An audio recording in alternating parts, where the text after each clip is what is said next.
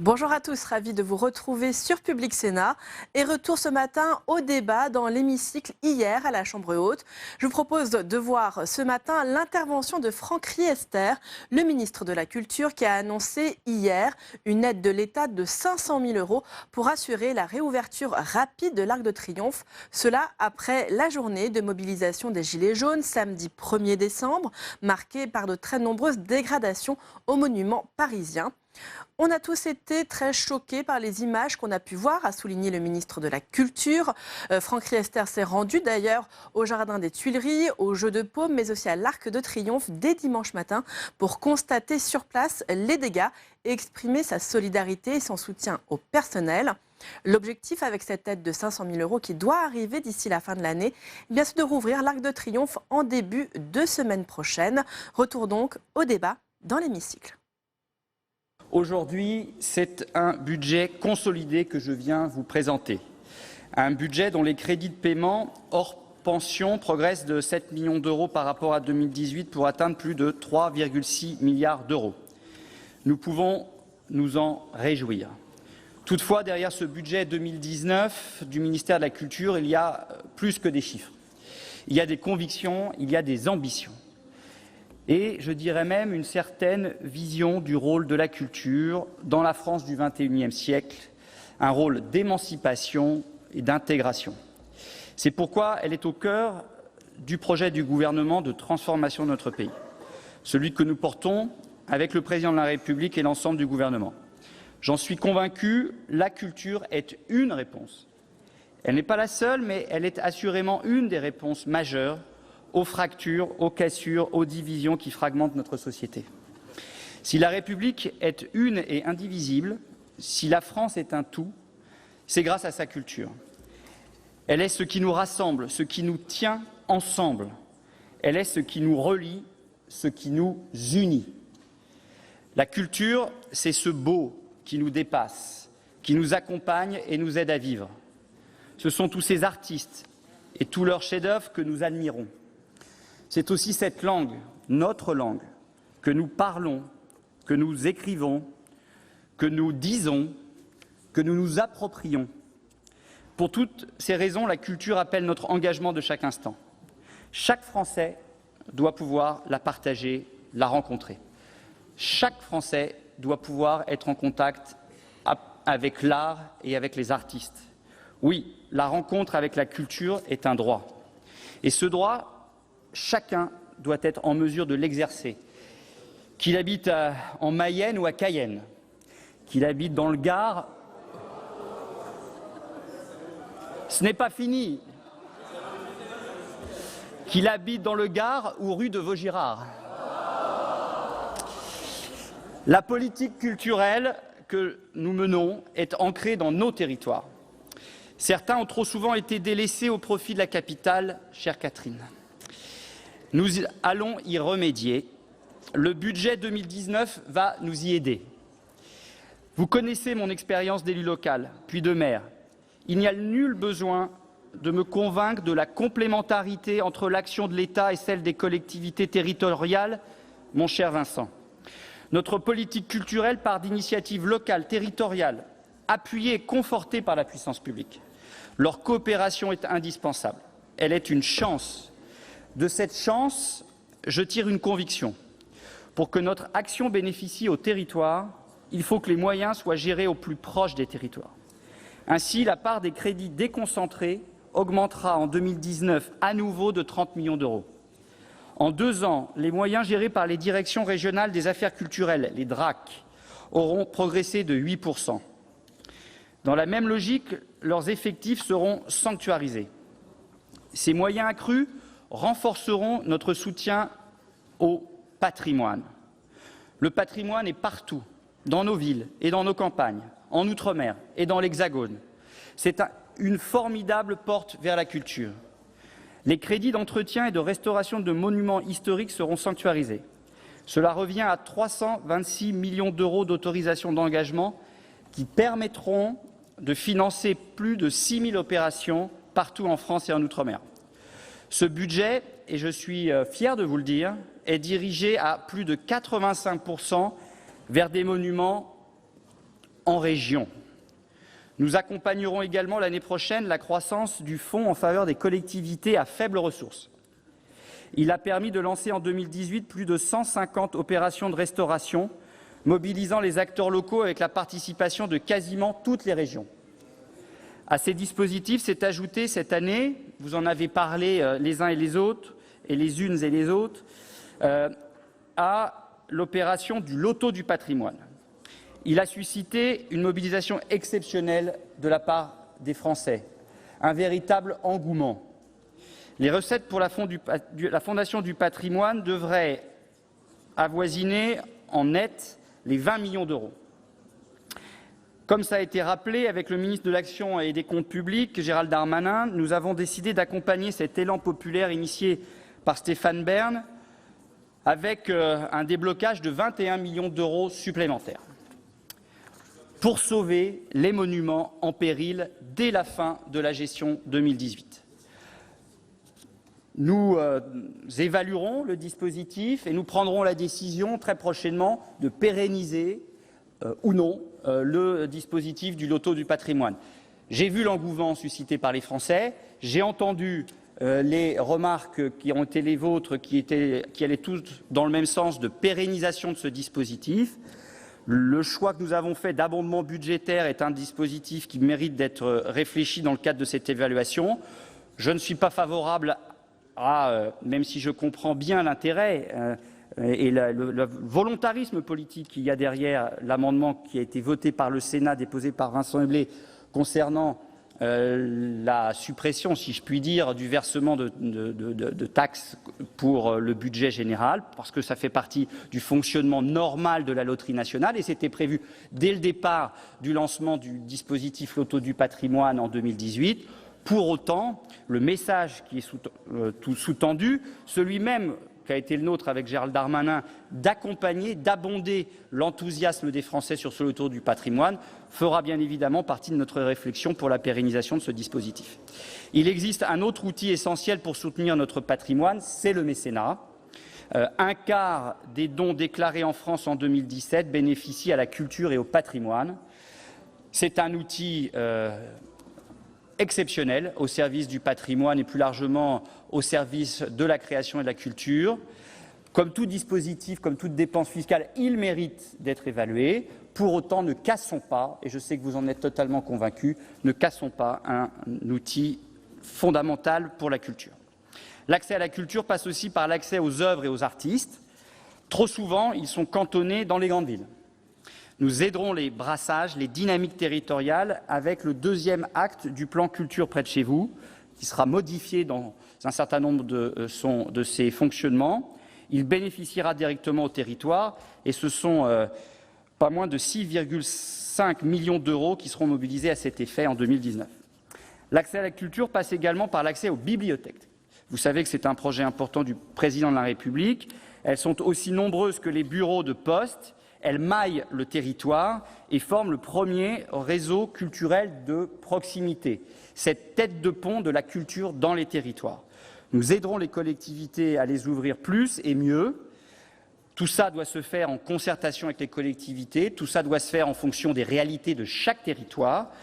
Et personne ne connaît mieux, bien évidemment, les territoires que les élus.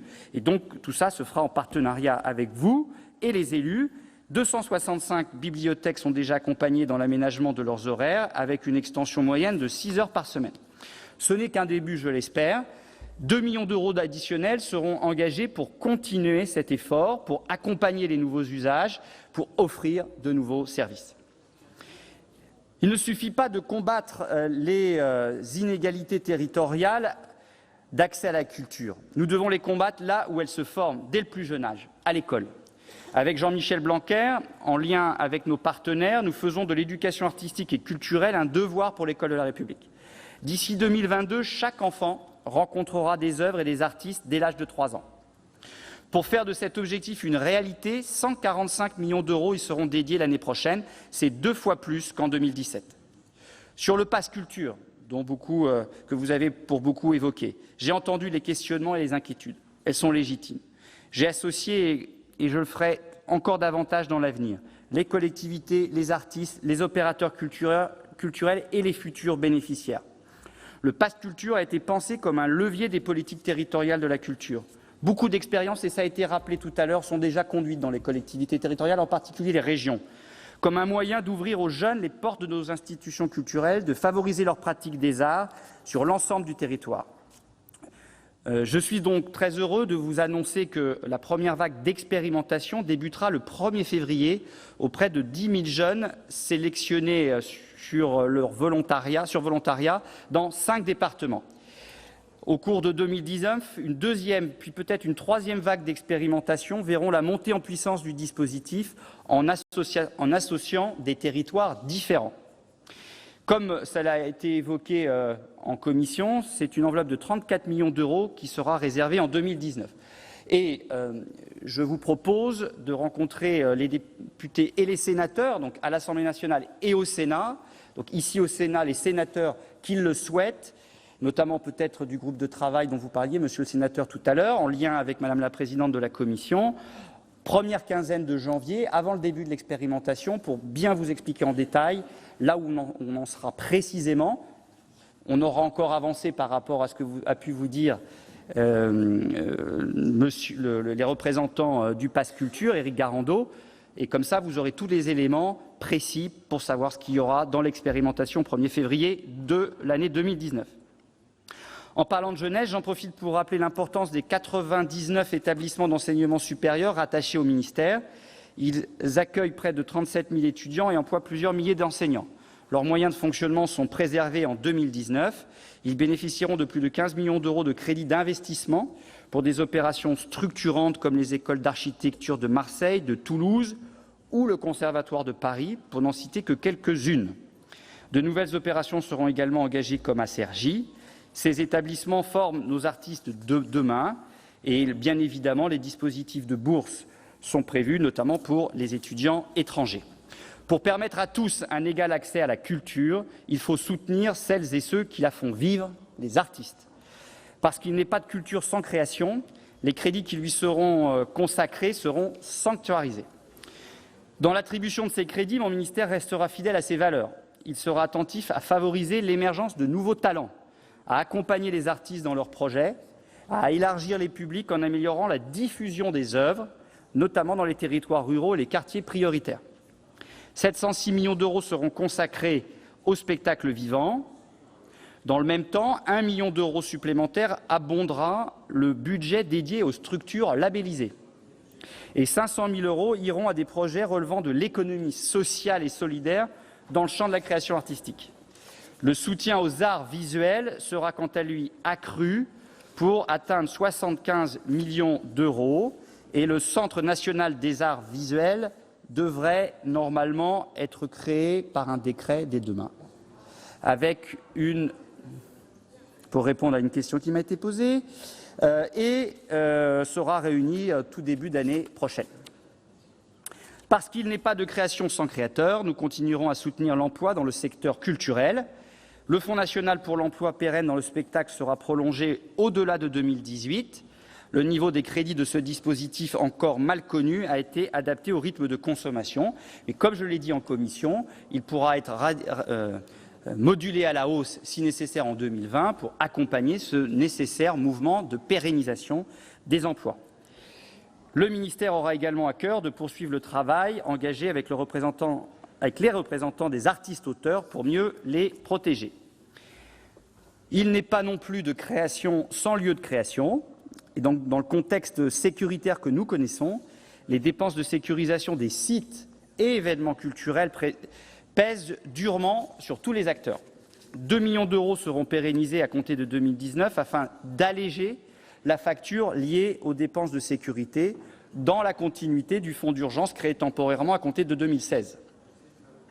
Je serai attentif à la question du coût de la mobilisation des forces de l'ordre qui peut poser des difficultés pour certaines structures organisatrices de festivals. Nous en avons parlé en commission le 14 novembre. Dans le soutien à la création, comme dans le combat pour l'accès à la culture, vous le savez, mon engagement sera total. Je voulais vous dire quelques points par rapport aux questions qui m'ont été posées. Vous dire que le Grand Palais dans le cadre de la partie financée par le plan d'investissement d'avenir, cher Vincent Eblé, ne verra les premières dépenses décaissées qu'en, a priori, 2021. Et donc, il sera précisément mentionné dans le plan 2020-2022 les crédits fléchés vers le Grand Palais. Concernant le CNM, j'y reviendrai tout à l'heure concernant la mission médias et industrie culturelle, pour vous dire, mais vous le savez, l'engagement total qui est le mien pour la création de ce Centre national de la musique, et que oui, ce sera une décision financière et budgétaire dans le cadre de la fin de gestion, mais ça sera une décision de gestion plus exactement, mais sachez que le Centre national de la musique aura les moyens en 2019 pour sa création et ses premières semaines de fonctionnement. Il reste beaucoup de travail à faire avec les partenaires du Centre national de la musique, en lien bien évidemment avec les parlementaires et les sénateurs particulièrement que vous êtes. Concernant Villers-Cotterêts, le dossier avance. Vous savez qu'il y a 2 quadrilatères à Villers-Cotterêts. Concernant le premier quadrilatère, le plus petit, là où était la résidence royale, c'est 110 millions d'euros qui sont prévus pour la restauration du quadrilatère et l'installation du laboratoire de la francophonie, qui doit être un formidable outil au service de la langue française et au service de la francophonie. Et les choses avancent très positivement en lien avec le Centre national des monuments, le Centre des monuments nationaux, qui est le maître d'ouvrage. Concernant l'Arc de Triomphe, on a tous été évidemment très choqués par les images que nous avons pu voir. Je me suis moi-même rendu non seulement Jardin des Tuileries, Jeux de Paume, mais aussi Arc de Triomphe dès dimanche matin. D'abord pour constater sur place les dégâts, ensuite pour exprimer toute ma solidarité et mon soutien aux personnels qui ont été particulièrement marqués. Les Français ont été marqués, mais les personnels aussi ont été particulièrement marqués par ce qui s'est passé. Sachez que dès la fin de l'année, avant même la fin de l'année, en fin de gestion, un accompagnement de 500 000 € sera octroyé au Centre des monuments nationaux pour la restauration le plus rapide possible de l'Arc de Triomphe, avec un objectif de réouverture en début de semaine prochaine. Voilà les quelques points que je voulais vous dire en réponse à une partie de toutes les questions qui m'ont été posées, mesdames les sénatrices et messieurs les sénateurs. Ce budget 2019 pour la culture n'est pas juste un budget de plus, à mon avis, parce que nous ne pouvons pas nous permettre juste un budget de plus à la veille du 60e anniversaire du ministère. J'aurai d'ailleurs l'occasion de vous dire quel est le dispositif que proposera le ministère pour cet anniversaire. J'y travaille avec mes équipes. Évidemment, le Sénat sera associé à cet anniversaire. Voilà pour cette annonce du ministre de la Culture hier dans l'hémicycle. Une aide de l'État de 500 000 € pour rouvrir l'Arc de Triomphe dès la semaine prochaine. Cela après les dégradations commises samedi 1er décembre pendant les manifestations des Gilets jaunes. C'est un tout autre sujet, mais aussi un sujet de grogne qui fait partie des revendications des lycéens. Le service national universel, le futur SNU, piloté par le nouveau secrétaire d'État Gabriel Attal, doit prendre la forme d'un mois obligatoire de service vers 16 ans, suivi d'un engagement plus long sur la base du volontariat. Une phase pilote avec quelques centaines, voire milliers de volontaires doit avoir lieu en juin 2019. Le projet suscite méfiance et perplexité en raison de son coût potentiel, du casse-tête posé par l'hébergement, mais aussi l'encadrement de centaines de milliers de jeunes par an ou encore par son caractère obligatoire. Voyez donc toutes les questions que vont poser les sénateurs au général Daniel Ménawine. À la tête de ce projet, c'est le véritable chef d'orchestre du SNU. En général, nous sommes heureux de vous accueillir pour éclairer un sujet sur lequel nous avons eu jusqu'à présent assez peu d'indications. Vous avez été chargé par le président de la République début 2018 de formuler des propositions en vue de la mise en œuvre du service national universel. Et donc, à la tête de ce groupe de travail, vous avez rendu 2 rapports. L'un le 26 avril 2018 qui s'efforce de définir un schéma de service national universel, puis un second rapport le 12 novembre dernier qui synthétise les résultats d'une consultation qui a été menée tambour battant entre juillet et octobre auprès des jeunes, de représentants du monde associatif, d'acteurs économiques, d'administration et d'élus. Sur le point des élus, nous nous sommes demandé quels élus avaient été consultés, puisque nous avons regretté vivement que le Parlement ne soit pas dans la boucle et consulté sur un projet de société susceptible évidemment d'impacter de nombreuses familles de notre pays.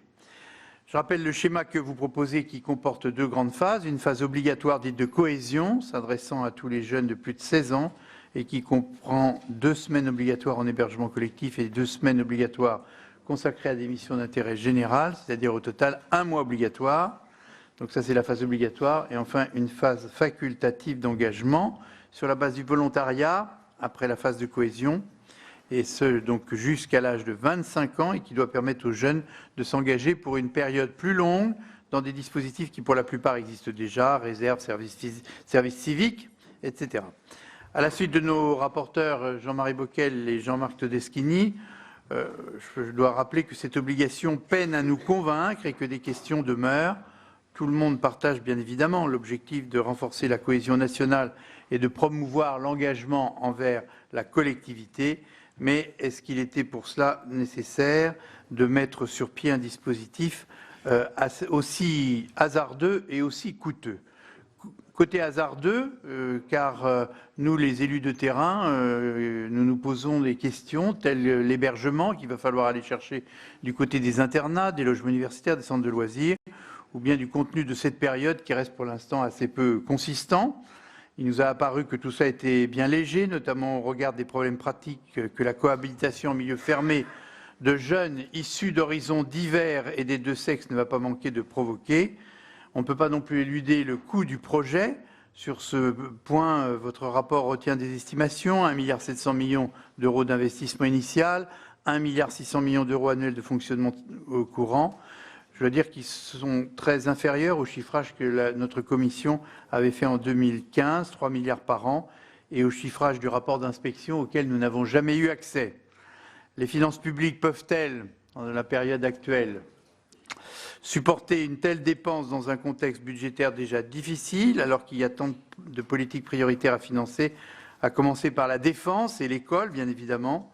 Et à cet égard, la préoccupation commune de nos 2 commissions sera sûrement de préserver les crédits alloués aux missions dont nous assurons le suivi. Je rappelle que pour les armées, nous avons voté un article dans la loi de programmation militaire excluant qu'elle finance le service national universel. Il va donc falloir trouver des ressources ailleurs, et vous allez sûrement nous dire où. Pour que chacun mesure bien l'enjeu, je rappelle qu'aucun financement n'est prévu dans le projet de loi de finances 2019 qui est actuellement en cours d'examen devant le Parlement, alors qu'une expérimentation du service national universel a été annoncée par le président de la République pour être mise en place avant l'été prochain. Et donc, comment sera-t-elle financée? Et puis, bien sûr, il reste la question juridique. En l'état, notre Constitution ne permet pas d'imposer aux jeunes l'accomplissement d'un tel service qui n'est pas de la défense.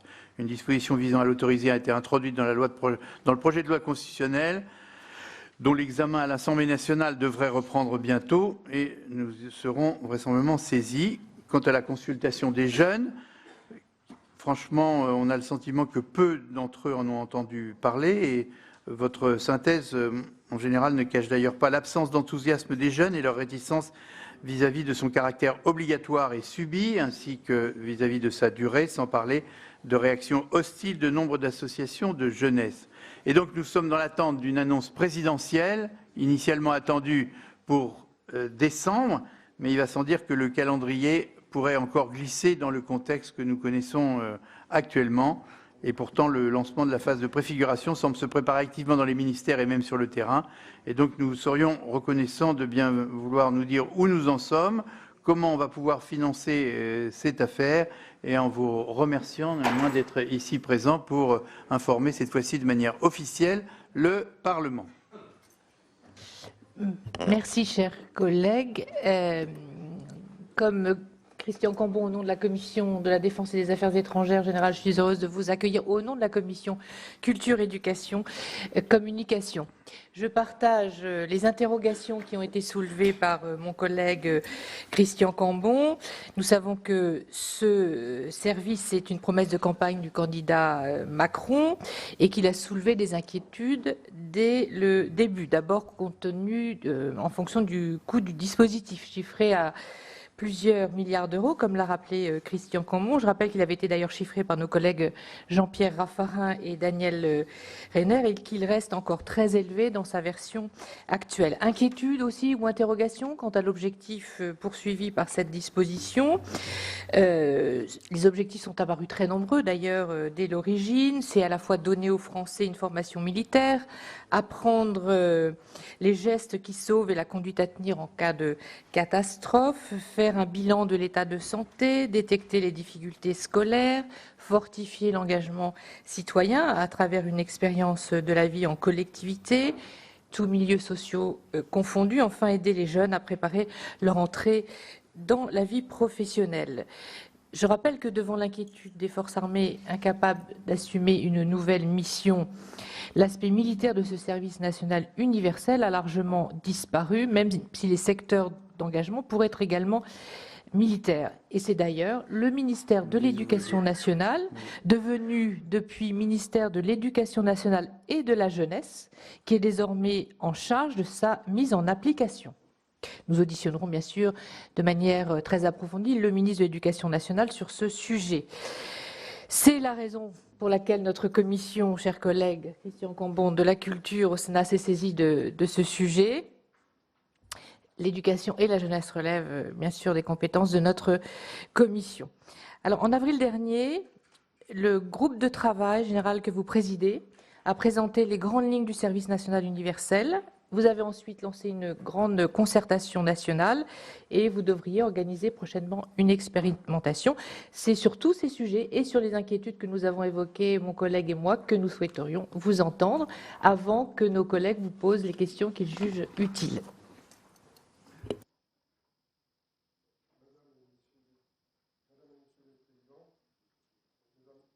Les sénateurs, je vous remercie de m'accueillir au sein de vos commissions respectives et je suis particulièrement heureux de vous présenter, non pas en tant que directeur du service national et de la jeunesse au ministère des Armées, mais en tant que rapporteur du groupe du service national, les travaux que nous avons conduits depuis février dernier avec le groupe de travail sur le service national universel.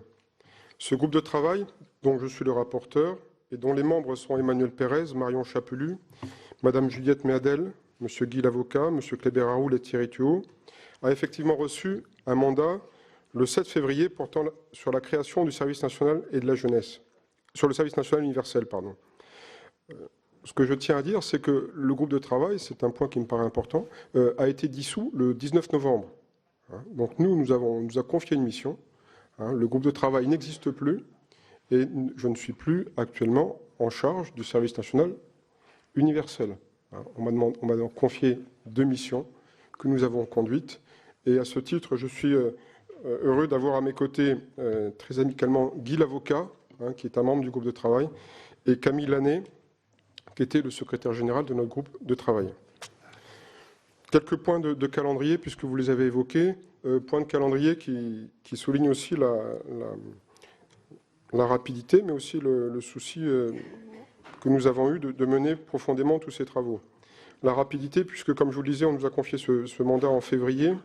Nous avons rendu un rapport le 26 avril, rapport qui a donné lieu par la suite à un examen par le cabinet du Premier ministre en y associant l'ensemble des ministères concernés.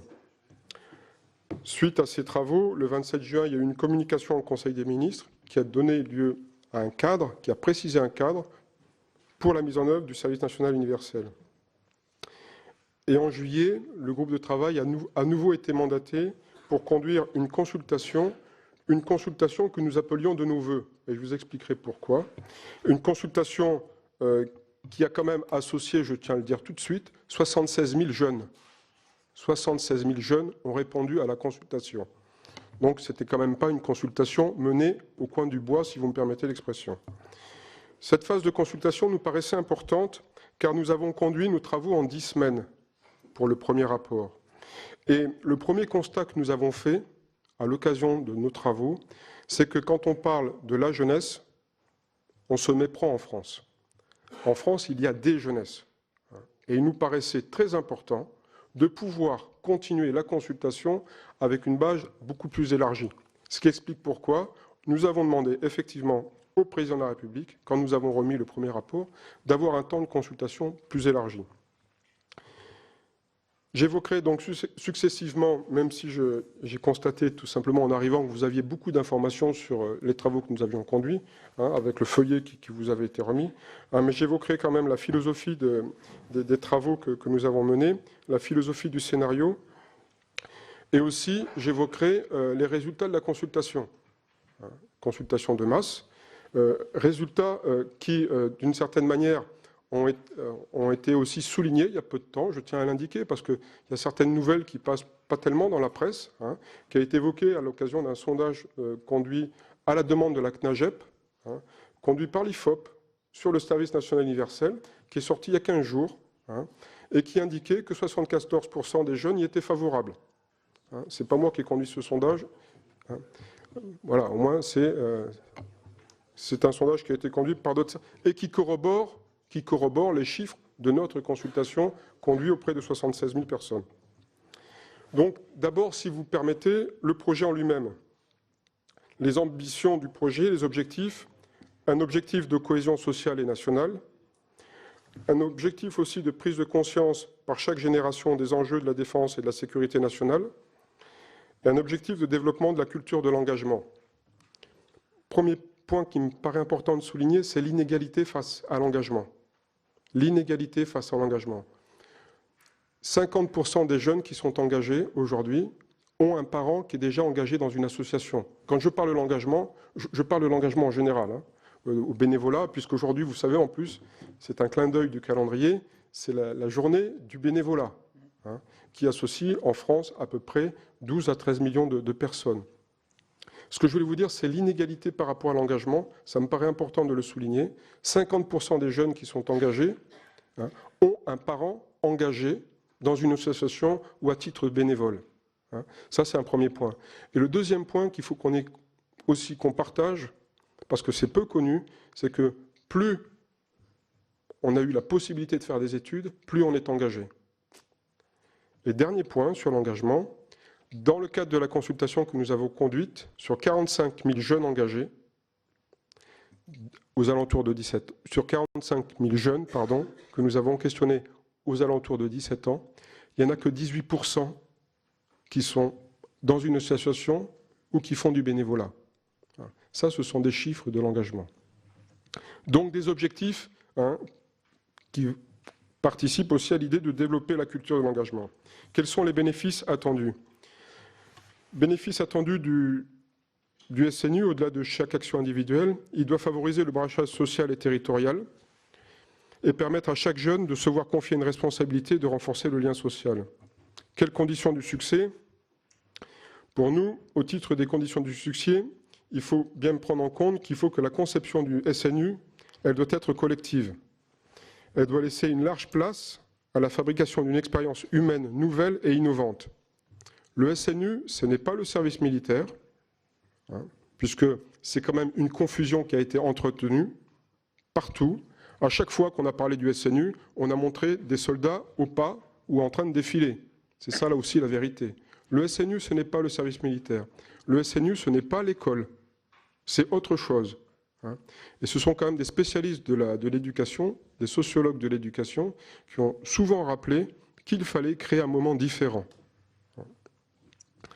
Donc une conception qui doit être collective, une conception aussi dont la crédibilité va reposer sur le haut degré de professionnalisation. Le haut degré de professionnalisation du SNU explique pourquoi nous avons tout de suite dit que sa montée en puissance devait être progressive. Il est illusoire de vouloir mettre en œuvre un SNU à l'horizon 2021 ou 2020 ou 2022. On pourra avoir un effectif important à cet horizon-là, mais il est illusoire, si on veut être professionnel, de mettre en œuvre le SNU rapidement. On ne peut pas parler d'un projet de société et de vouloir faire vite. Le SNU, dans ce que nous l'avons imaginé, doit définir un parcours rigide et obligatoire, mais qui doit être aussi souple et qui doit s'adapter. Les expérimentations qui seront conduites en 2019, les premières phases de SNU conduites en 2019, probablement, à terme, on l'adaptera et ce ne sera pas la photo finale. Sur le déroulement du SNU, nous avons imaginé plusieurs scénarios. Mais je dois vous faire une confidence. Le scénario que nous avons retenu, ce sont des jeunes qui nous l'ont proposé.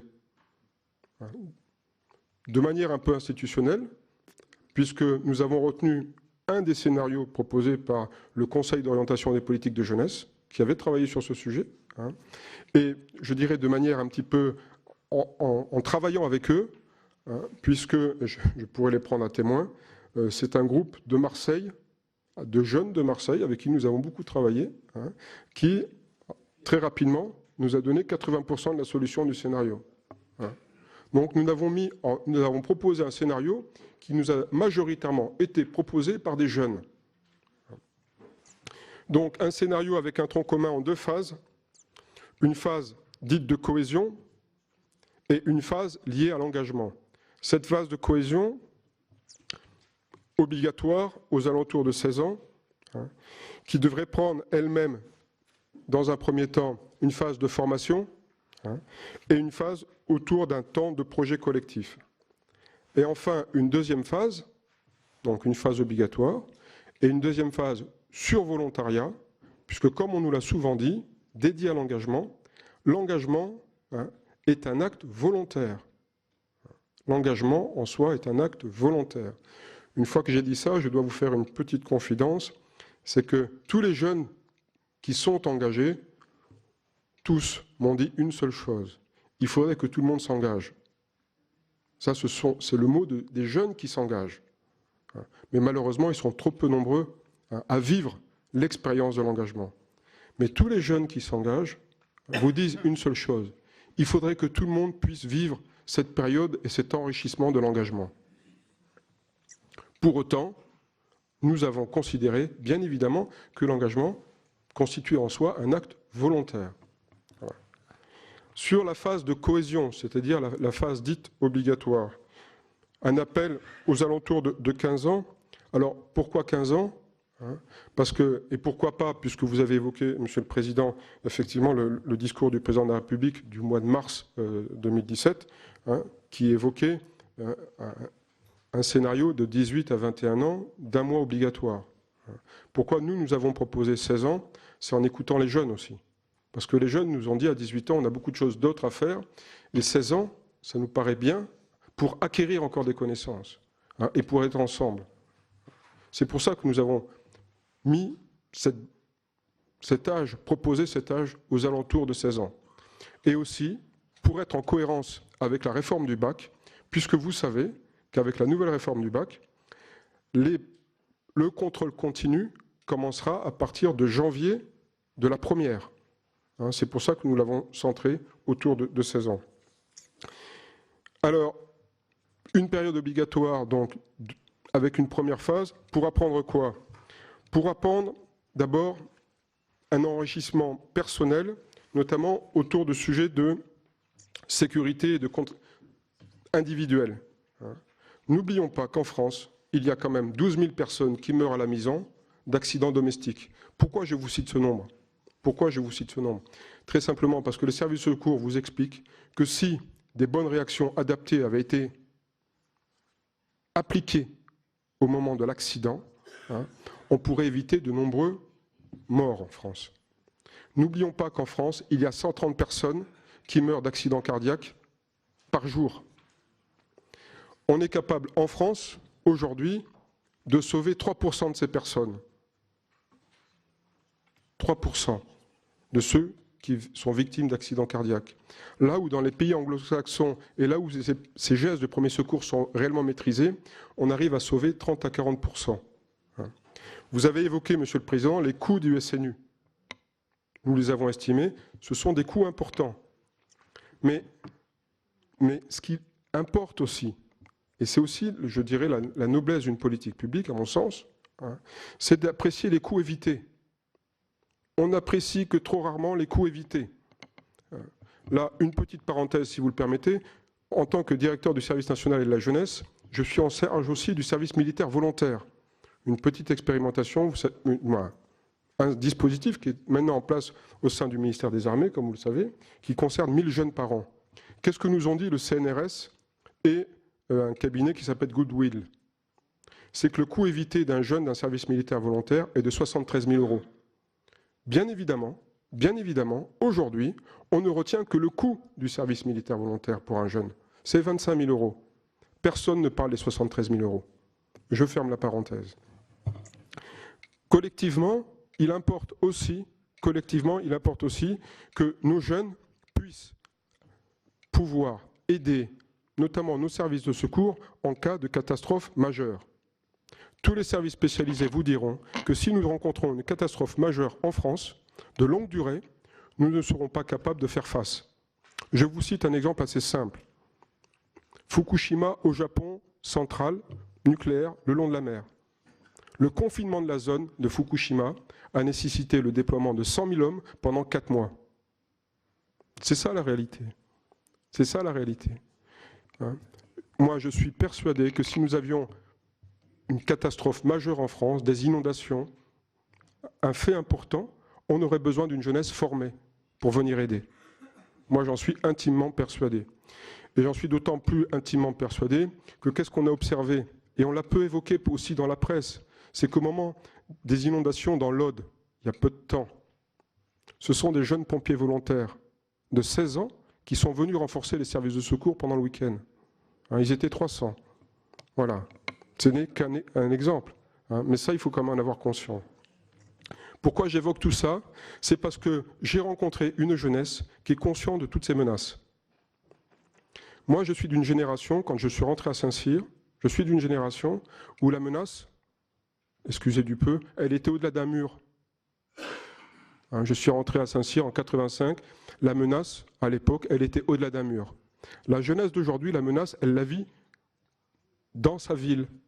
Alors on pense bien sûr aux menaces terroristes. Je rappelle que ce sont quand même les jeunes qui sont le plus directement impactés, à double titre, parce que les jeunes qui ont été happés par les mouvements djihadistes, les gens qui ont été happés par les mouvements djihadistes en Syrie, ce sont majoritairement des jeunes, et ceux qui ont été blessés dans les attentats, ce sont majoritairement des jeunes.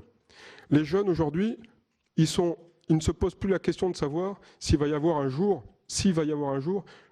une tempête en France, une catastrophe en France liée au dérèglement climatique. La question que se posent les jeunes, c'est de savoir quand. Voilà. C'est cette jeunesse-là que j'ai rencontrée. Et je peux vous assurer que quand vous leur parlez de cybersécurité, nos jeunes se sentent aussi concernés par les sujets de cybersécurité. Beaucoup de nos jeunes ont une amie ou un ami qui s'est suicidé par rapport à des sujets de téléphone. Ils sont tous aussi, ils ont, si vous voulez, cette grande sensibilité que nous n'avions pas, que moi je n'avais pas de mon temps. Donc la phase de cohésion a vocation à les préparer à ça.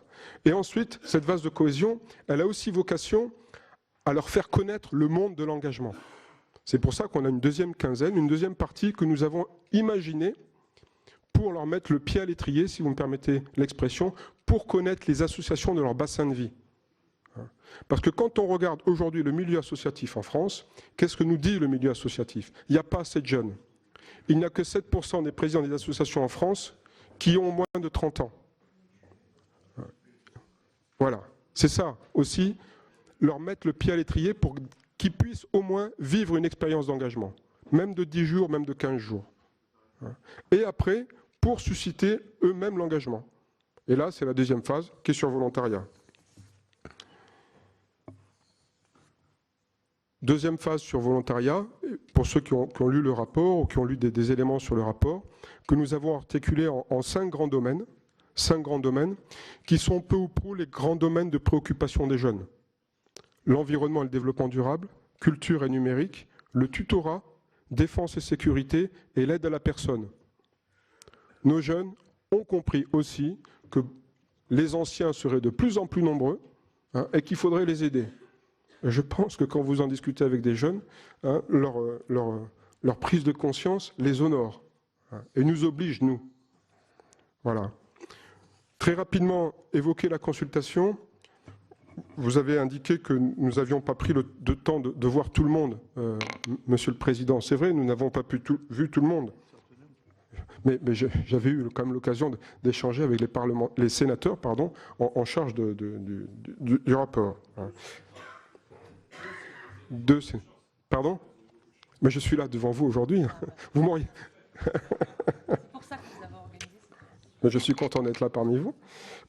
Sinon, nous avons rencontré quand même des élus de l'Assemblée nationale, des élus... Voilà.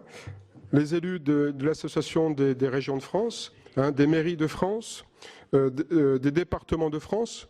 Nous avons quand même rencontré ces élus-là.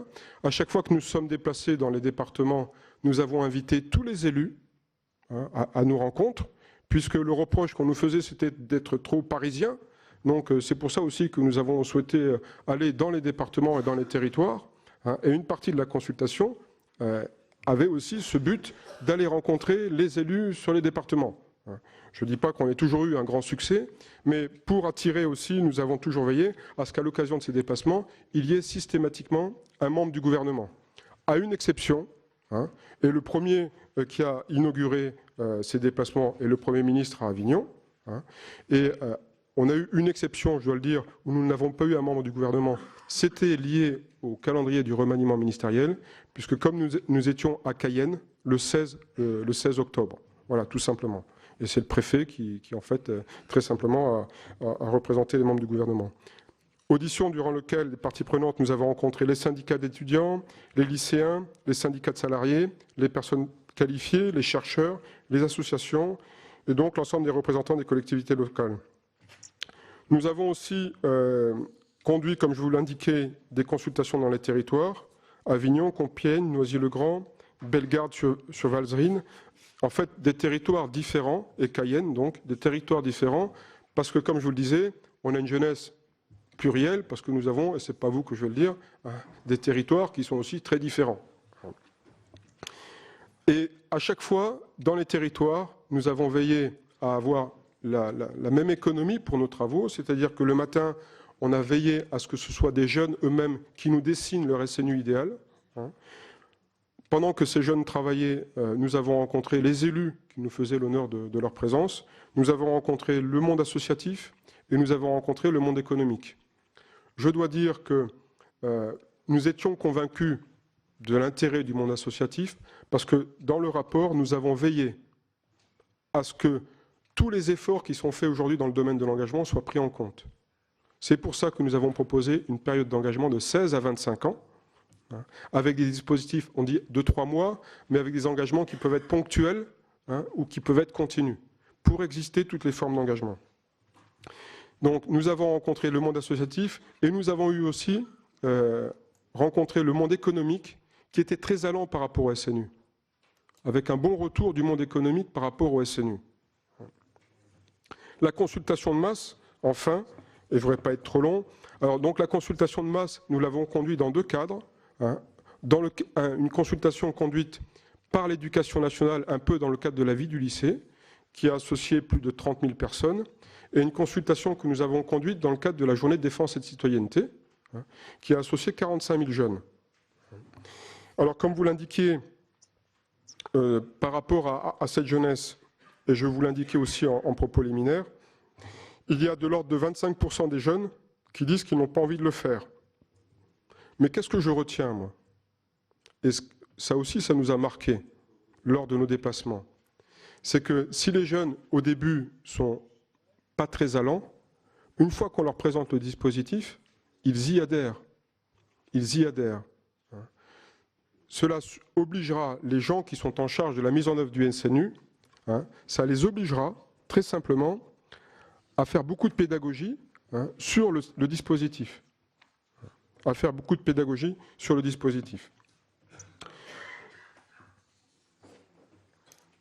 D'une manière générale, ce que nous avons retenu, c'est que l'économie générale du scénario que nous avons proposé, de tous les échanges que nous avons eus, l'économie générale du scénario n'est pas remise en question. En revanche, ce que je retiens aussi, c'est la prise de conscience de tous les interlocuteurs que nous avons eus, hein, de la nécessité d'avoir un dispositif qui soit attractif pour les jeunes et qui encourage l'engagement. Point aussi important que nous avons retenu, c'est que les gens que nous avons côtoyés ont bien pris conscience qu'il s'agissait d'un projet de société. Projet de société tourné vers les jeunes, qui certes supposait du professionnalisme, mais qui surtout, en tant que projet de société, en fait, nécessitait du temps. Comme je vous le disais, moi, j'ai jamais rencontré quelqu'un qui m'a dit pourquoi on ne va pas plus vite. Jamais. Et je vous dis ça parce que je suis assez surpris aujourd'hui de constater, je l'ai été dans d'autres fonctions par le passé, du raccourcissement du temps. Quand je vous le dis, je l'ai été dans d'autres fonctions, c'est que quand on...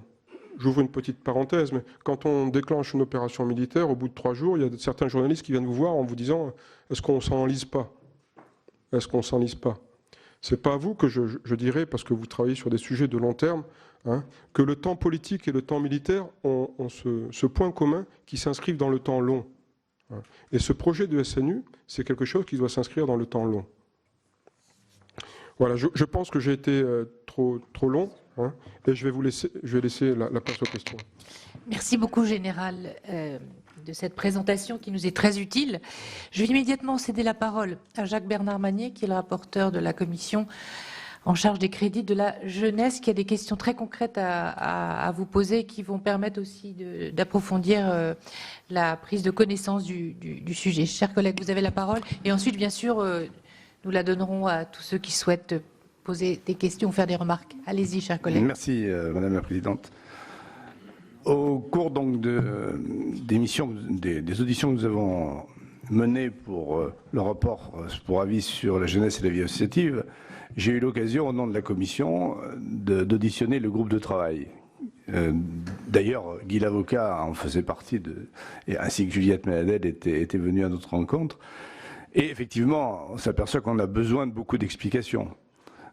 Puisque sur le fond et les objectifs qui sont poursuivis, il est difficile d'être hostile. Par contre, sur les moyens et sur la mise en place, on ne peut qu'être sceptique sur la façon dont ce service national universel peut être mis en place. Alors, pour ce qui nous concerne, moi j'ai quelques questions à vous poser, parce qu'on connaît le service civique maintenant depuis bientôt une dizaine d'années. Il fonctionne bien, il donne satisfaction aujourd'hui à environ 140 000 jeunes, l'objectif étant 150 000. Pourquoi n'a-t-on pas tout simplement essayé de développer encore plus le service civique qui, lui, est volontaire? L'objectif était, il y a quelques années, d'arriver à 300 000 jeunes, ce qui représente 40% en gros d'une classe d'âge. Est-ce que ça sera possible vraiment d'accueillir toute une classe d'âge, c'est-à-dire plus de 800 000 jeunes dans un service national universel, même si tout cela est étalé dans le temps, comme vous l'avez dit? Ensuite, je voudrais aussi revenir sur l'articulation qu'il y a entre ce service national et les services civiques. Il ne faudrait pas que les moyens qui ont été difficiles à mettre en place pour le service civique soient aspirés pour la mise en place d'un service national qui, petit à petit, montrerait ses faiblesses et petit à petit disparaîtrait, entraînant dans sa chute éventuelle le service civique. Je ne préjuge pas de la chute du service universel, mais j'imagine que financièrement, vous l'avez évoqué, tout n'est certainement pas dit. Est-ce qu'on aura les moyens dans la situation actuelle? On le voit bien, aujourd'hui c'est encore plus compliqué qu'hier. Vous avez lancé une expérimentation dans quelques départements qui devrait se dérouler aux alentours de la Toussaint 2019. Comment ont été sélectionnés ces départements dans lesquels se fera cette expérimentation et quels moyens sont mis en place? Ce sont des moyens qui sont mis par les départements, par le ministère, par divers ministères qui sont concernés par ce service national. Et enfin, je voudrais évoquer le milieu associatif et le monde associatif qui s'interroge beaucoup, parce que là aussi j'ai auditionné beaucoup de grandes têtes de réseau qui ont bien compris qu'on compte sur elles, ces têtes de réseau, on compte sur ces associations. Mais malheureusement, on l'a vu dans le budget qui vient d'être voté, ou plutôt qui n'a pas été voté au Sénat, mais qui sera certainement voté, on a bien vu que les moyens qui sont donnés aux associations ne sont pas de plus en plus importants et qu'on leur en supprime plutôt, comme les emplois aidés par exemple, qui servent bien au développement des associations. Je vous remercie. première série de questions générales. Je me tourne vers vous. On va peut-être en prendre Oui, plusieurs, non? Pas pour regrouper éventuellement. comme vous le souhaitez, chers collègues. Je Pour proposais éviter qu'on... des redites ou des questions, non, on peut prendre une première série de questions. Alors, Demander à Jean-Marc Todeschini qui a signé un rapport sur le service national universel pour notre commission.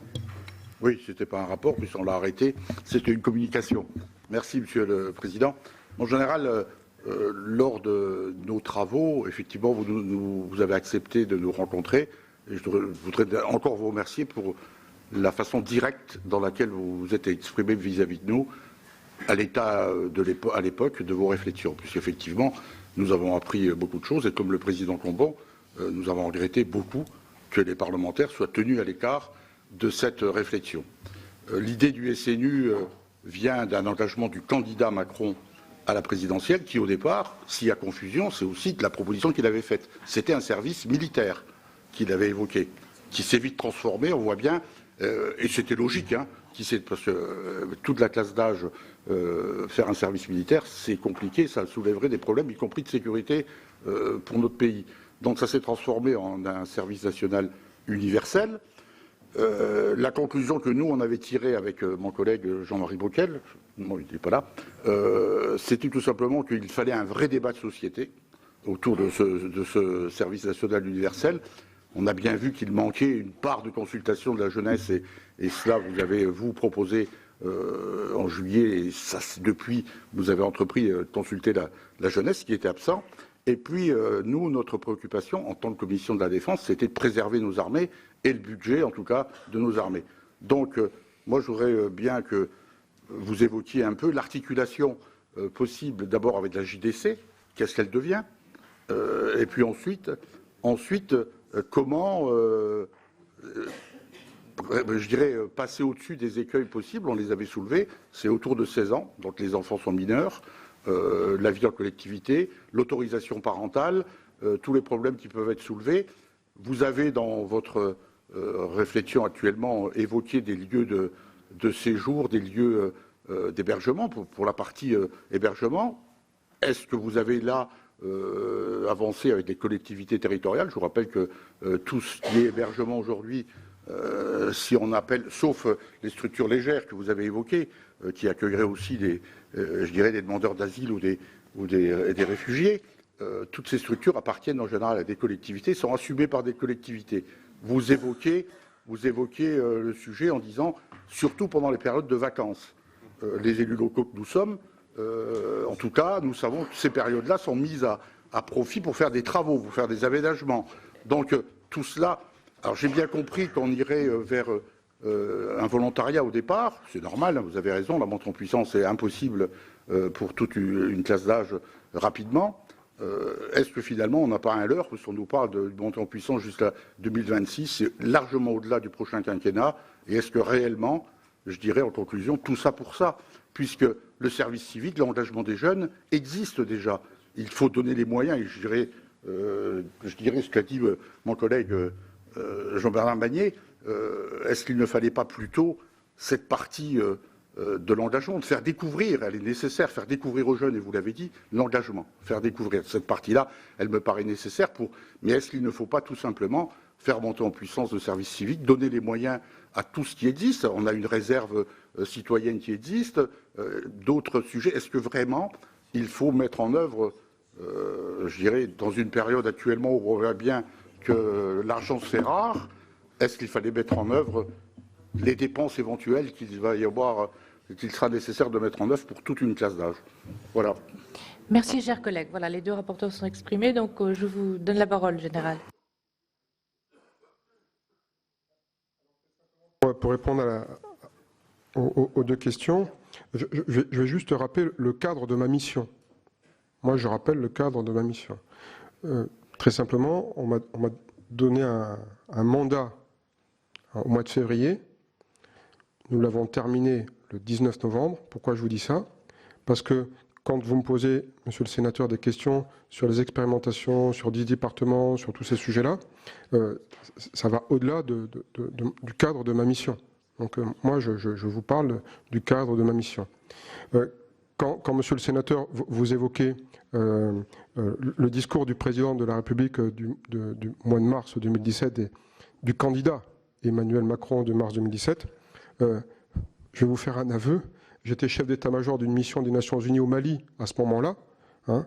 Donc j'étais au Mali à ce moment-là. Donc moi, on m'a donné une mission qui a commencé en février et je l'ai terminée le 19 novembre. Voilà. Je ne veux pas écarter les sujets, si vous voulez. Moi, j'ai un cadre de mission et je suis dans le cadre de cette mission. On m'a demandé de réfléchir, c'est ce que nous avons fait.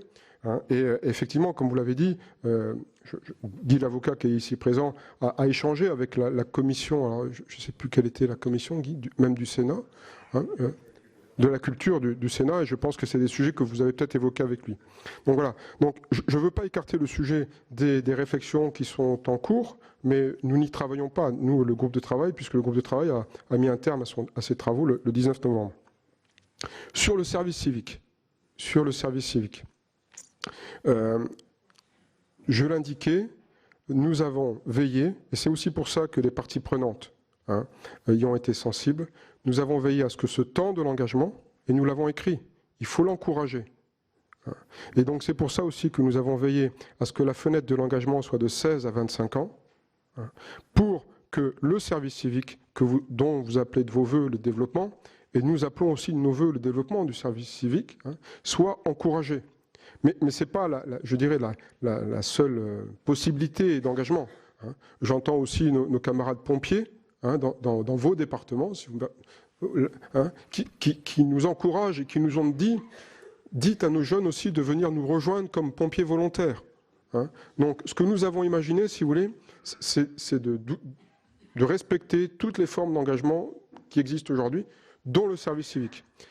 Avec, je dirais, une attention toute particulière pour le service civique, parce qu'un point qui me paraît important, qui n'a peut-être pas été assez évoqué, c'est que dans le scénario que nous avons proposé, 75% de l'encadrement serait confié à des jeunes qui feraient leur phase d'engagement eux-mêmes. Pourquoi ? Parce qu'il nous paraît, et je vous disais que j'ai aussi en charge le service militaire volontaire. Hier, j'étais à Brétigny, avec un jeune aspirant polytechnicien qui encadre des jeunes du service militaire volontaire. Et lui-même me disait encore hier que ce garçon qui a 20 ans, quand il est avec des jeunes de 16 ou 17 ans, ce qu'il raconte, ça a plus de crédit que quand c'est quelqu'un de 40 ans qui le dit. C'est aussi pour ça, et je fais le lien avec le service civique, qu'on compte aussi sur des jeunes du service civique qui pourraient s'engager sur l'encadrement de ces jeunes volontaires. Donc il n'y a pas de concurrence pour nous. Il faut qu'il y ait un élan. Donc sur les expérimentations qui sont conduites et sur les moyens dans les départements, je ne peux pas répondre directement à cette question. Sur le monde associatif, il est inquiet, mais je crois qu'il n'est pas forcément inquiet uniquement par rapport à la mise en œuvre du SNU. Il est inquiet par rapport à ce qu'il observe depuis quelques années. Alors, il y a les moyens financiers, mais il y a aussi ce que nous disent les gens du monde associatif. Et il suffit de regarder la démographie du monde associatif. Il suffit de regarder la démographie du monde associatif. Qu'est-ce que vous disent les gens dans les associations? Qu'il faut trouver les voies et les moyens pour intéresser les jeunes. Les voies et les moyens pour intéresser les jeunes. Donc, pour moi, une des voies et des moyens pour intéresser les jeunes, c'est pour au moins permettre aux jeunes de découvrir les associations de leur bassin de vie. Alors vous allez me dire, mais en général, ce petit projet collectif, il a un caractère obligatoire. J'en conviens, c'est vrai, c'est de se dire, à tous les jeunes, il faudrait que vous connaissiez un peu les associations de votre bassin de vie. Si on a une meilleure formule ou si on peut, je veux bien, mais je pense que ça doit rentrer un petit peu, je dirais, dans les aspects incontournables de notre éducation à tous. C'est de connaître les associations qui sont autour de nous. Sinon, à la fin des fins, il n'y aura plus de personnes dans les associations. Je vous dis, 7% des présidents d'associations ont moins de 30 ans. 7% des présidents d'associations ont moins de 30 ans. C'est ça le constat. Et il y a peut-être aussi, mais ça ne m'appartient pas, une réflexion sur l'engagement dans le monde associatif à conduire. Parce que je rencontre beaucoup de jeunes qui sont prêts à donner des journées, mais qui ne sont pas prêts, si vous voulez, à rentrer dans un dispositif où vous avez un trésorier, un conseil d'administration. Tout ça, je sens bien que ce n'est pas dans leur ADN, en tout cas. Sur la JDC, il y aura forcément une journée d'appel, initialement, pour présenter le dispositif aux jeunes. Il y aura une journée d'appel, immanquablement. Donc, on n'a pas encore à ce stade, puisque on travaille, mais pas précisément sur ce sujet-là, mais on sait qu'il y aura une journée d'appel. Il faut informer les jeunes. Et il y a déjà, pour la petite histoire, beaucoup de JDC qui sont organisés dans les lycées et dans les collèges. Donc imaginez qu'on fasse cette journée d'appel avec des personnels de la DSNJ dans les lycées et les collèges, ce n'est plus ni moins que l'extension de ce qui se fait aujourd'hui. Sur les collectivités et la sensibilité à l'hébergement. J'ai rencontré beaucoup de maires, j'ai eu beaucoup de courriers aussi de maires qui ont des sites actuellement de vacances dont ils ont la charge et qui me disent qu'ils sont prêts à accueillir le SNU. C'est surtout ces courriers-là que je reçois. J'en ai reçu énormément. Pourquoi ? Parce que le fait est, et vous le savez mieux que moi, les colonies de vacances en France, il y a 10 ans, recevaient 1 800 000 personnes au mois de juillet. Les derniers chiffres sont 900 000 personnes. Mais il y a quelque chose qui n'a pas disparu en France. C'est l'infrastructure de ces sites. Ils existent. Et tels que nous les avons imaginés, le modèle, dans notre scénario, suppose de disposer de 80 000 places instantanément, 9 fois dans l'année. C'est de ça dont on parle. 80 000 places, 9 fois dans l'année, instantanément. Et il y a, d'après les chiffres que nous avons, de l'ordre de 625 000 places de logements collectifs en capacité d'accueillir des mineurs en France. Voilà, c'est de ça dont on parle. Voilà. Et nous, dans le scénario que nous avons proposé, instantanément, nous avons besoin de 80 000 places. Donc, moi, j'ai surtout reçu des courriers de maires qui me disent, mon général, nous sommes prêts à les accueillir. Voilà. Moi, je vous dis ce que je reçois. Je pense que j'ai répondu à presque 2 questions. Ce que je propose, c'est peut-être en accord avec mon collègue, c'est qu'on alterne une question de chaque commission. Alors, Monsieur Grosperrin, vous avez demandé la parole et après, un membre de la commission des Affaires étrangères et de la Défense. Merci, Présidente. Mon général, c'est vrai que c'était une promesse de campagne, on l'a bien compris, et vous n'en êtes pas responsable, et on vous a donné une mission, vous avez donné le cadre de votre mission. Je crois que c'est important de le dire, mais il est important aussi pour nous de dire des choses, parce que cette commission aura des répercussions, en tout cas un écho en dehors de ce lieu. On a bien compris que ce n'était pas un service militaire, on a bien compris que ce n'était pas l'école, vous l'avez fort bien dit, mais on vous a donné cette mission et on a donné la mission à un général de corps d'armée. Donc c'est vrai que ça peut poser quelque part une certaine forme d'ambiguïté. On a bien compris, j'ai bien entendu que c'était créé à un moment que vous voulez mettre en place. Nous revenons d'Israël. En Israël, il y a un service pour les garçons, pour les hommes qui est de 3 ans et pour les femmes qui est de 2 ans. On a bien compris, ce n'est pas un service militaire. Vous avez parlé de cohésion nationale, de prise de culture d'engagement, etc. Moi, je m'interroge sur plusieurs choses. Le premier point, c'est que l'idée de commencer à 16 ans est peut-être une idée intéressante. Est-ce que ça coïncide véritablement avec la fin de l'instruction obligatoire, parce que l'instruction scolaire, c'est pas l'école qui est obligatoire, mais c'est l'instruction qui est obligatoire. Est-ce qu'il y a une coïncidence qui est faite par rapport à ça? Si la classe d'âge de 800 000 élèves rentre dans ce système-là à terme, on le sent bien que vous avez bien dit tout à l'heure, 2021, 22, 23, c'est peut-être quelque chose qui mourra dans l'œuf aussi, on ne l'espère pas, ou moi je ne sais pas. Moi je m'interroge sur ces différents types de dispositifs qui sont parfois souvent, comme le disait la Présidente tout à l'heure, des effets d'annonce. Quel pourrait être le coût de cette opération si on arrivait à 800 000 ? Les militaires eux-mêmes sont dubitatifs sur ce service national universel. Donc peut-être là, en tant que militaire, je sais que c'est difficile pour vous, mais peut-être parler de vos collègues, ce sera peut-être plus simple. Et puis les lieux.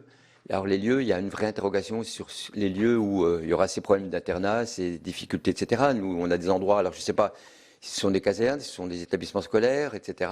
Si vous pouvez nous le préciser, en sachant que dans beaucoup de villes, les casernes sont fermées suite à une réforme qui a été mise en place vis-à-vis de cela.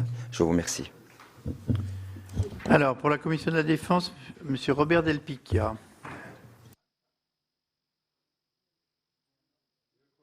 Collègue était très pressé de vous poser des questions, mais comme j'avais été le premier à lever la main, et que la parité, je la respecte dans tous les sens, et il n'y a pas de raison que les hommes laissent la place aux femmes lorsqu'ils posent des questions. Bien. Mais très bien, madame. Mais vous voulez l'égalité, ben on l'a. Voilà. Les présidents sont comptables de l'ordre d'inscription des paroles. Nous les avons ici. Exactement. Revenons aux choses sérieuses. Mon général, moi je partage un peu, autant la philosophie, je suis d'accord, je trouve que c'est une très bonne chose. La façon d'y arriver, on peut en discuter encore. Le scénario des Marseillais, il est peut-être à revoir et à modifier. Je suis originaire de Marseille, donc vous inquiétez pas, je ne suis pas vexé sur le scénario des Marseillais. Mais, mon général, je partage les inquiétudes de notre président, Christian Cambon. Et il y a une question à laquelle vous ne pourrez pas répondre de toute façon. Où allez-vous trouver l'argent? Non seulement vous ne pouvez pas y répondre, mais le gouvernement ne peut pas y répondre non plus, à l'heure actuelle. Donc, c'est vrai, vous nous avez rassuré un petit peu en disant il ne faut pas se presser, ça va prendre du temps, et on va prendre le temps pour arriver à tout cela. Très bien. Mais vous avez un problème de communication, vous l'avez reconnu vous-même, et ce problème de communication, alors soit c'est trop tard, soit c'est trop tôt. En tout cas, nous sommes à un moment où la communication ne pourra pas passer.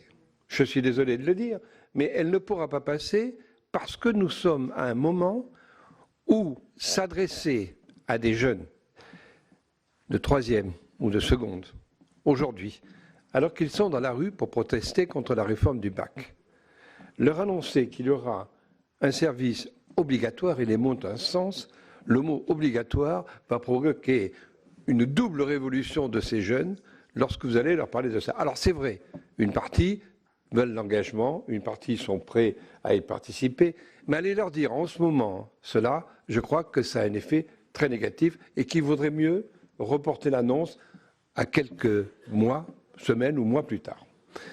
Je ne veux pas être trop négatif, mais je voudrais seulement prévenir de ce qui risque de se passer. Je connais aussi un peu les jeunes.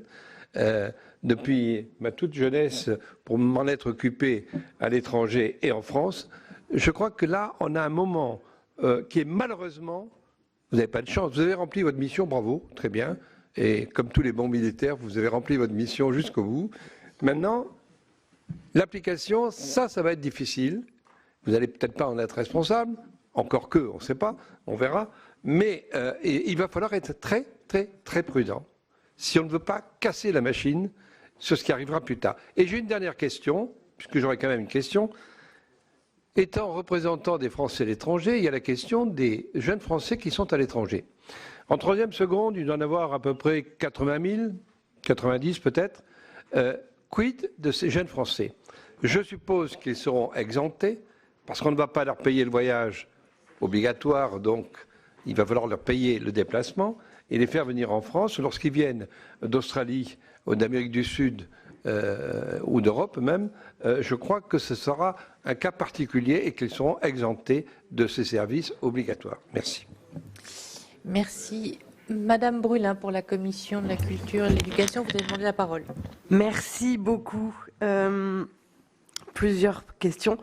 D'abord, ce qui paraît séduisant, enfin ce qui m'apparaissait séduisant dans un premier temps dans ce projet, l'idée de brassage de toute une génération et des catégories sociales est louable tout et autant que par ailleurs les inégalités ne se creusent pas. Or, juste un exemple, avec la réforme du lycée, on peut craindre justement un accroissement de ces inégalités puisque visiblement l'ensemble des établissements n'auront pas accès aux mêmes spécialités, ce qui va de fait organiser un genre de tri. Et donc je crains que l'objectif donné à ce service national universel se traduise un peu comme un pansement sur une jambe de bois si parallèlement les inégalités se creusent au sein d'une même génération. Ensuite, on peut évidemment aussi adhérer à l'objectif de favoriser l'engagement, mais vous l'avez souligné très justement, me semble-t-il, en expliquant que les jeunes n'étaient pas particulièrement séduits par la structuration des associations, trésoriers, etc. Et je crois que de plus en plus, l'engagement se fait autour d'une cause, d'un objectif qui est premier par rapport à toute la structuration, justement. Et je ne sens pas à ce stade en quoi, justement, on permet l'engagement dans des causes, dans des structures qui existent ou qui sont appelées à se transformer, parce que je n'arrive pas à croire à former à l'engagement pour l'engagement. Et je pense que ça risque d'être un obstacle à l'engagement, même des jeunes qui s'engagent plutôt sur une cause. En gros, se former à l'engagement dans l'absolu, je ne sais pas si ça peut avoir un sens. Et peut-être faudrait-il mieux réfléchir à comment on conduit les jeunes à s'engager dans des choses qui existent déjà, quitte à les transformer. Mais qu'est-ce qu'on construit pour que ça vienne nourrir, en gros, en plus, on est dans une situation de crise du bénévolat, etc. Donc c'est plutôt pour pallier ça. Et enfin, on voit qu'il y a beaucoup de conséquences possibles. On a évoqué le service civique. Vous avez aussi évoqué l'engagement dans les jeunes sapeurs-pompiers volontaires, même si la classe d'âge n'est pas tout à fait la même. Mais il y a des... Et puis, encore un autre sujet qui mérite, à mon avis, d'être souligné, c'est que pendant les vacances scolaires, il y a de nombreux jeunes qui animent les centres de loisirs dans nos collectivités et que, voilà, c'est absolument un engagement aussi. Et je ne vois pas trop bien non plus l'articulation entre tous ces éléments-là. Je vous remercie. Bien, nous continuons. J'invite nos collègues du reste à condenser leurs pensées car il y a à l'heure actuelle 14 intervenants. Alors, Christine Pruneau.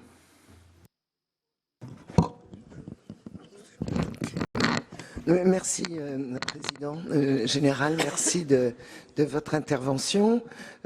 Pour ma part, dès le départ de cette présentation, il y a quelques mois, je n'étais pas favorable à ce service national universel, pour des raisons qu'a développées ma collègue, bien sûr. Mais aussi, moi, je m'interroge, quel objectif vous avez développé à votre manière, et vu les personnes que vous avez rencontrées. Quand on parle de citoyenneté, on parle d'engagement, en fait. Et l'engagement ne peut pas avoir la notion d'obligation. Et je pense que nous avons déjà des structures. Donc on a parlé service civique, on a beaucoup soutenu, nous parlementaires, le service civique, le développement, le contrôle aussi. Et moi, mon interrogation, j'aimerais qu'on détaille par la suite le contenu, parce que BAFA, ensuite vous avez parlé aussi de gestes de secours, ce sont déjà des choses qui existent dans les lycées, dans les collèges. Voilà. Mais ce qui m'inquiète, c'est l'encadrement de ces jeunes. L'encadrement. Il faut des professionnels. Donc j'aimerais qu'à ce sujet-là, est-ce que vous pouvez développer davantage? Je vous remercie, Général. Bien, je passe la parole à Monsieur Karam pour la Commission de la Culture et de l'Éducation. Alors, mon général, en regardant votre parcours, j'ai observé que vous n'étiez pas passé par les Outre-mer. Peut-être oui. C'est moi. Voilà. Non, mais je ne vous en fais pas reproche. Moi, vous parlez du parcours du SNU? Non, vous. Ah, de mon parcours? Oui, voilà, c'est ça. Non, c'est vrai, j'ai énormément vécu en Afrique. Voilà. Non, mais je vous en fais pas reproche. Attends. Mais pas Outre-mer. C'était juste pour vous dire que les Outre-mer disposent d'un dispositif d'engagement spécifique, ce qu'on appelle le SMA. C'est un véritable succès. Et installé chez nous depuis 1962. Parce que ce dispositif a permis à de très nombreux jeunes décrocheurs de recevoir pendant 1 an une formation spécifique dispensée par l'armée. Et chez nous, sur nos territoires, c'est plus de 6000 jeunes volontaires qui ont pu obtenir un diplôme alors qu'ils avaient déjà décroché sur le plan scolaire, notamment dans le transport en commun, dans le bâtiment et aussi dans le transport pour les poids lourds. Alors, cette réussite exceptionnelle montre que l'outre-mer peut faire école. Et que, est-ce qu'il n'y a pas une source d'inspiration pour l'application du SMU? Car en outre-mer, le SNU pourrait aider à lutter contre l'exode des jeunes Et cet exode, vous le savez, est très important. Merci, chers collègues. Madame Garriaud-Maylam. Ridicule. Oui, Général, je voudrais vous féliciter pour votre engagement, mais je voudrais aussi vous dire, parce qu'en tant que parlementaires, nous sommes des garants de l'argent public. Nous avons un devoir d'exemplarité, mais nous sommes aussi redevables et nous devons avoir cette mission. Alors, je vais vous dire, moi, j'ai fait l'IHEDN en 97-98, je suis bien sûr beaucoup plus âgée que vous, et c'était l'époque de la suppression du service militaire, de la suspension, devrais-je dire. J'étais moi-même opposée à cette suspension parce que j'estimais que c'était extrêmement important de conserver ce service national pour des raisons sociales, pour repérer des profils déviants, des difficultés. Et de ce point de vue-là, c'est vrai que le SNU, s'il devait être vraiment volontaire, serait une très belle idée. Mais à l'époque, tous les responsables militaires disaient que si nous suspendions le service militaire, il ne fallait surtout pas nous faire d'illusions que nous n'aurions jamais les moyens de remettre en place un service qui pourrait s'y apparenter d'une manière ou d'une autre. Alors moi, je suis vraiment très inquiète parce qu'on parle de plusieurs milliards d'euros aujourd'hui. Je ne suis pas sûre que nous en ayons les moyens. J'ai très peur que ce service national universel ne devienne quelque chose qui, faute de moyens, ne sera réservé qu'à cette partie des jeunes qui sont déjà intéressés par l'engagement. Vous l'avez souligné dans votre introduction, tout le monde n'est pas, tous les jeunes ne sont pas sensibles à cela.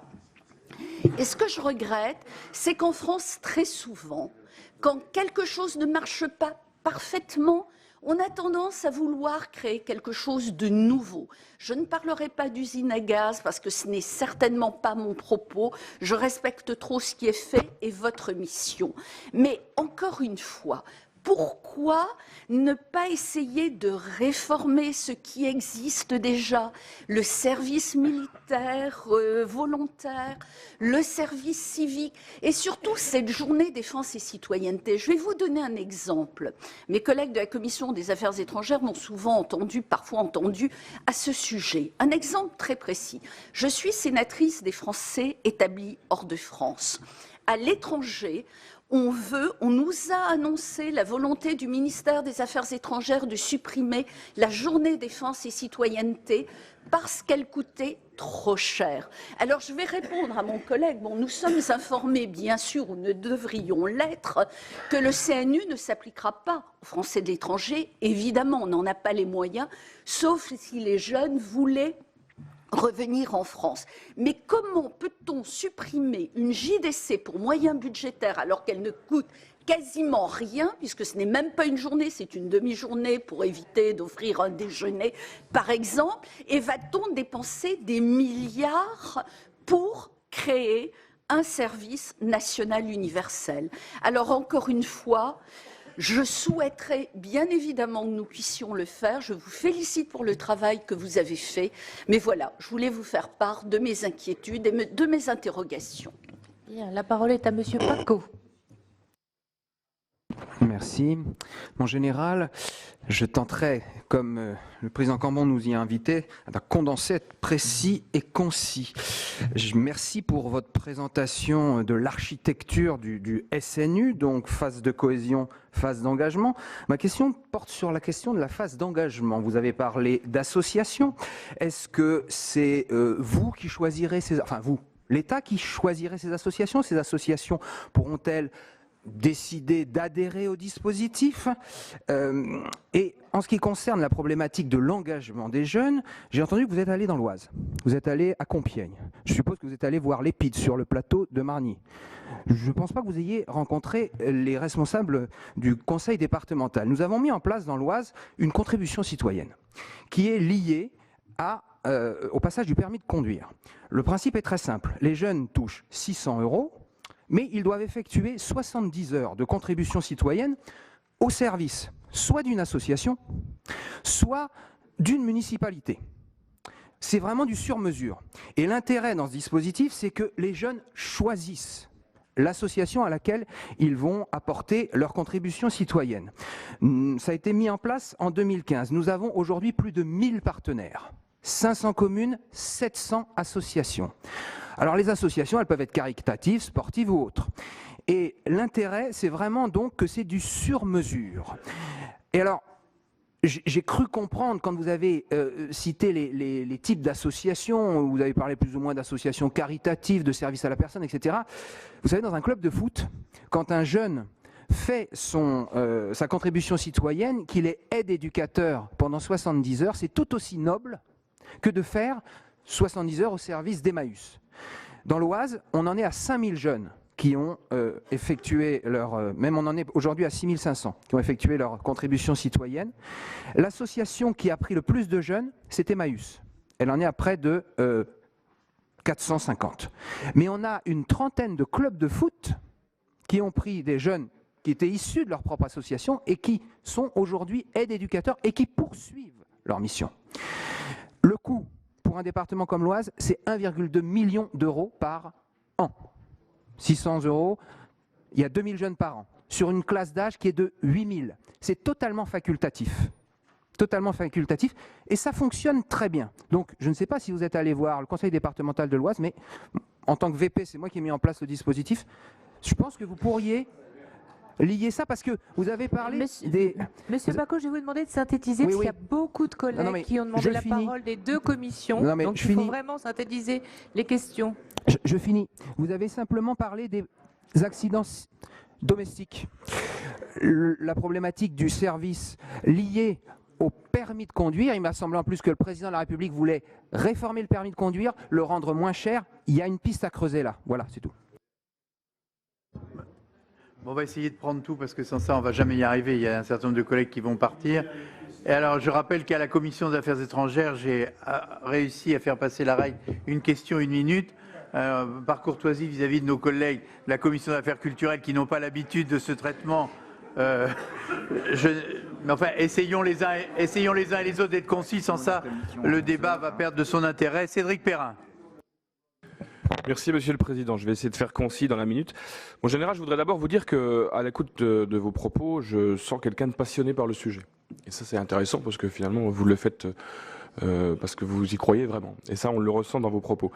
Moi, je voudrais dire, et comme ça a été souligné tout à l'heure par un certain nombre de mes collègues, que cette notion de service militaire, de service national universel, oui, le lapsus, est mal partie dès le départ, puisque l'annonce du président de la République dans le cadre d'une promesse de campagne a été faite selon l'image d'Épinal, en tout cas, du service militaire, encadré par des militaires, qui est cher à un certain nombre de nos concitoyens qui rêvent que nous y revenions pour redonner à un certain nombre de nos jeunes un certain nombre de valeurs. Et ça, je pense que l'erreur, elle est là.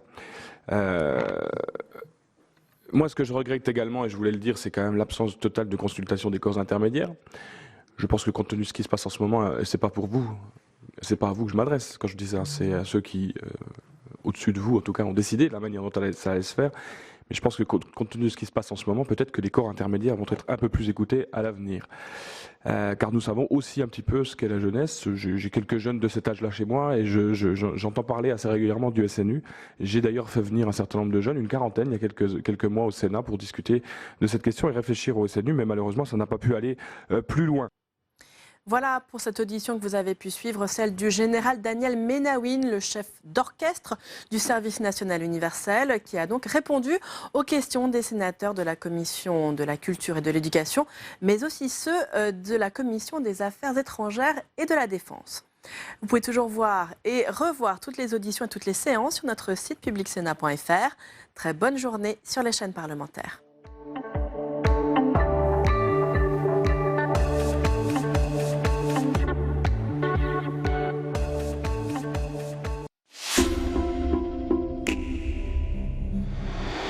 Depuis quelques années, l'industrie textile surfe sur le Made in France. Mais qu'y a-t-il derrière ce phénomène? Est-ce un mirage? Est-il vraiment possible de relocaliser ce savoir-faire? Quelles sont les bonnes stratégies pour les pouvoirs publics et les entreprises? Ce sera notre débat de la semaine dans Un Monde en Doc. Un Monde en Doc, samedi à 21h sur Public Sénat.